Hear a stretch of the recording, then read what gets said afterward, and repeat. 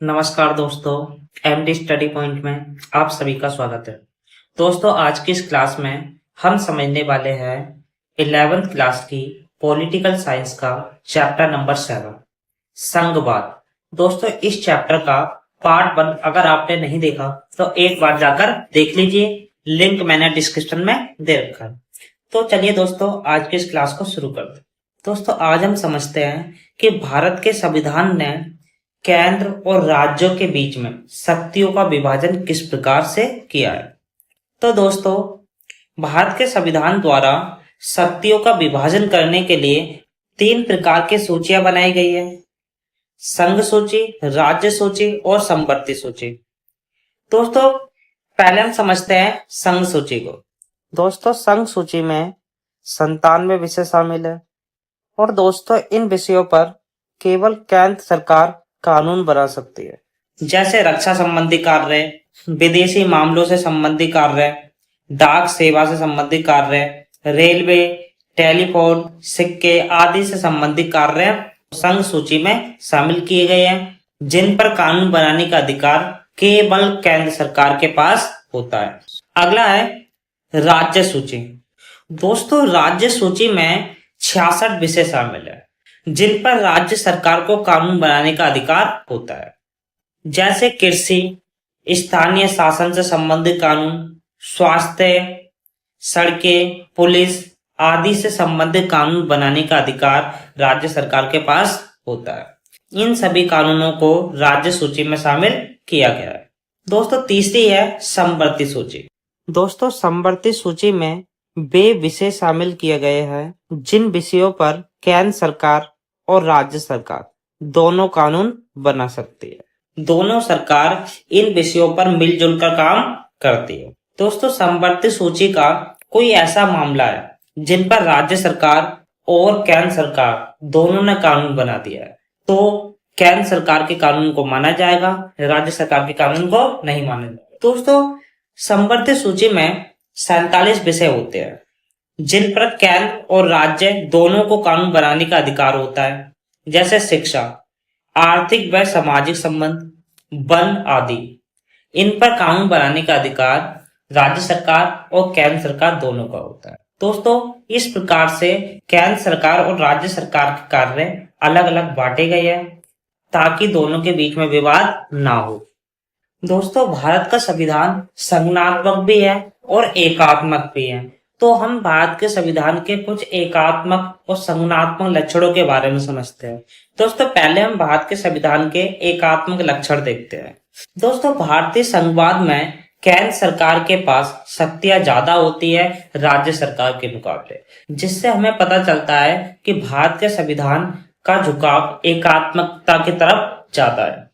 दोस्तों, अगला है राज्य सूची के कई मामले में केंद्र सरकार हस्तक्षेप कर सकती है। दोस्तों, जिससे भी हमें पता चलता है कि भारत का संविधान एकात्मकता की ओर ज्यादा झुका। अगला है दोस्तों राज्यपाल की नियुक्ति। दोस्तों, राज्यपाल की नियुक्ति केंद्र सरकार के द्वारा की जाती है और दोस्तों, केंद्र सरकार राज्यपाल के माध्यम से राज्य पर अपना नियंत्रण रखती है, अपना दबदबा राज्य में कायम रखती है। दोस्तों, अगला है एकहारी नागरिकता का प्रावधान। दोस्तों, भारत में एकल नागरिकता का प्रावधान अपनाया गया है, जिसमें एक ही नागरिकता लेने पड़ती है, देश की नागरिकता, राज्य की नागरिकता का प्रावधान नहीं है। जबकि अमेरिका जैसे देशों की बात करें तो दोस्तों, अमेरिका में दोहरी नागरिकता का प्रावधान है, जिसमें केंद्र और राज्य दोनों की अलग अलग नागरिकता लेनी पड़ती है। लेकिन भारत में केवल एक ही नागरिकता है, देश की नागरिकता लेना पड़ती है और उस नागरिकता के साथ ही हम पूरे भारत में कहीं भी रह सकते हैं, कहीं भी जा सकते हैं, कहीं भी बच सकते हैं। दोस्तों, अगला है संविधान में संशोधन करने का अधिकार केवल केंद्र सरकार के पास होता है। अगला है आपातकाल के दौरान सारी शक्तियां केंद्र सरकार के पास चली जाती है। दोस्तों, अगर भारत में आर्थिक संकट आ जाए या बाहरी देश कोई आक्रमण कर दे तो भारत में राष्ट्रपति शासन लग जाता है और सारी शक्तियां केंद्र सरकार के पास आ जाती है और राज्य सरकार के पास शक्तियां नहीं रहती। तो दोस्तों, इन सभी प्रावधानों से हमें पता चलता है कि भारत का संविधान में एकात्मकता के लक्षण भी है। दोस्तों अब हम भारत के संविधान के संज्ञानात्मक लक्षण के बारे में समझते हैं। दोस्तों पहला है संविधान की सर्वोच्चता। भारत में कोई भी शक्ति संविधान से ऊपर नहीं है। सभी काम भारत में संविधान के दायरे में रहकर करने पड़ते हैं। दोस्तों अगला है शक्तियों का विभाजन। दोस्तों भारत का संविधान केंद्र सरकार और राज्य सरकार के बीच शक्तियों को 3 सूचियों में विभाजित करता है: संघ सूची, राज्य सूची और संवर्ती सूची। दोस्तों संघ सूची में प्रधानमंत्री के कार्य होते हैं, राज्य सूची में एक मुख्यमंत्री के कार्य होते हैं, संवर्ती सूची में वे सभी विषय आते हैं जिन्हें केंद्र सरकार और राज्य सरकार दोनों मिलकर करती है। दोस्तों अगला है स्वतंत्र न्यायपालिका। दोस्तों भारत में एक स्वतंत्र न्यायपालिका है जो सरकार को तानाशाह होने से रोकती है तथा सभी नागरिकों को निष्पक्ष न्याय दिलाती है। दोस्तों ये न्यायपालिका भी भारत के संविधान को एक संज्ञानात्मक संविधान बनाती है। दोस्तों अगला है संशोधन की प्रक्रिया। दोस्तों भारत के संविधान में कुछ ऐसे प्रावधान है जैसे मौलिक अधिकार, इनमें अगर संशोधन करना है तो राज्य सरकार और केंद्र सरकार दोनों से ही अनुमति लेना पड़ती है। दोस्तों अगला है 3 स्तर की सरकार है। दोस्तों भारत के संविधान में 3 स्तरों की सरकारों का प्रावधान है: केंद्र सरकार, राज्य सरकार और स्थानीय सरकार। तो दोस्तों ये सभी चीजें भारत के संविधान को एक संज्ञानात्मक संविधान बनाती है। दोस्तों अब हम समझते हैं कि भारतीय संघ में सशक्त केंद्रीय सरकार क्यों। दोस्तों भारत में संघवाद की व्यवस्था अपना रखी है जिसमें केंद्र सरकार को ज्यादा ताकत दी गई है और राज्य सरकार को अधिकार केंद्र सरकार के मुकाबले कम दिए गए हैं। ऐसा क्यों है? क्यों केंद्र सरकार को ताकतवर बनाया गया है? तो दोस्तों भारतीय संविधान द्वारा एक शक्तिशाली केंद्र सरकार बनाने के कई सारे कारण थे। दोस्तों भारत एक महाद्वीप की तरह विशालकाय देश है। यहाँ पर अनेक जाति, अनेक भाषा, अनेक धर्म के लोग रहते हैं। ऐसे में अगर केंद्र सरकार ताकतवर नहीं होती तो भारत कई सारे टुकड़ों में बंट सकता था। इसलिए भारत के संविधान निर्माताओं ने केंद्र सरकार को ताकतवर बनाया और राज्य सरकार को केंद्र सरकार के मुकाबले थोड़े कम अधिकार दिए। दोस्तों जब भारत आजाद हुआ था तो दोस्तों उस समय भारत में 565 रजवाड़े थे, जिनमें से ज्यादातर रजवाड़े भारत में शामिल नहीं होना चाहते थे। तो उन सभी को भारत में शामिल करने के लिए भारत ने केंद्र को मजबूत बनाया और राज्य को कम अधिकार दिए। तो दोस्तों इन सभी कारणों की वजह से भारत के संविधान निर्माताओं ने केंद्र को ज्यादा मजबूत बनाया और राज्य को केंद्र के मुकाबले कम शक्तियां दी गई। दोस्तों अब हम समझते हैं भारतीय संघीय व्यवस्था में तनाव क्यों, भारत में राज्य और केंद्र सरकार के बीच में विवाद क्यों होता है, इनके बारे में समझते हैं। दोस्तों पहला है वित्तीय स्वायत्तता। दोस्तों राज्य के द्वारा केंद्र सरकार से वित्तीय रूप से ज्यादा अधिकार मांगे जाते हैं, जिस कारण भी केंद्र और राज्य के बीच में विवाद होता है, क्योंकि केंद्र सरकार राज्य सरकार को ज्यादा वित्तीय ताकत नहीं देती, ज्यादा वित्तीय अधिकार नहीं देती, जिस कारण दोनों के बीच में विवाद होता है। दोस्तों अगला है प्रशासनिक स्वायत्तता।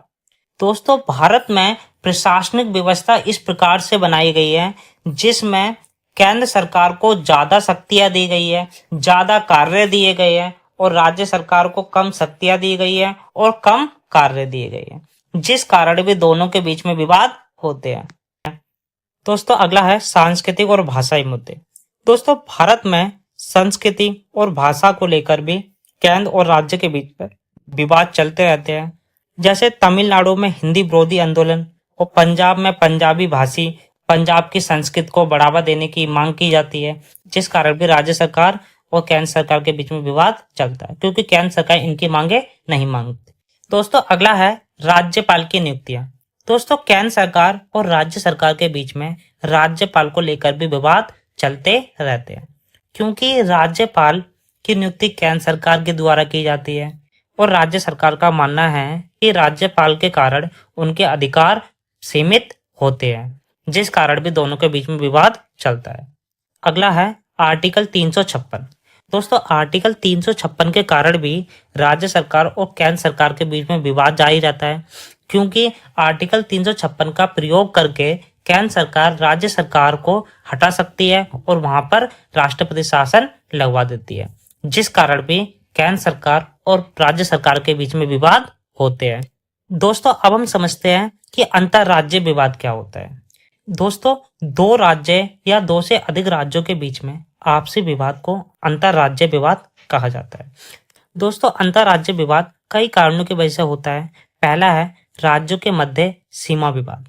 दोस्तों दो राज्यों के बीच में सीमा को लेकर भी विवाद चलते रहते हैं। जैसे हरियाणा और पंजाब के बीच में चंडीगढ़ को लेकर विवाद चलता है और महाराष्ट्र और कर्नाटक के बीच में बेलगांव को लेकर विवाद चलता है।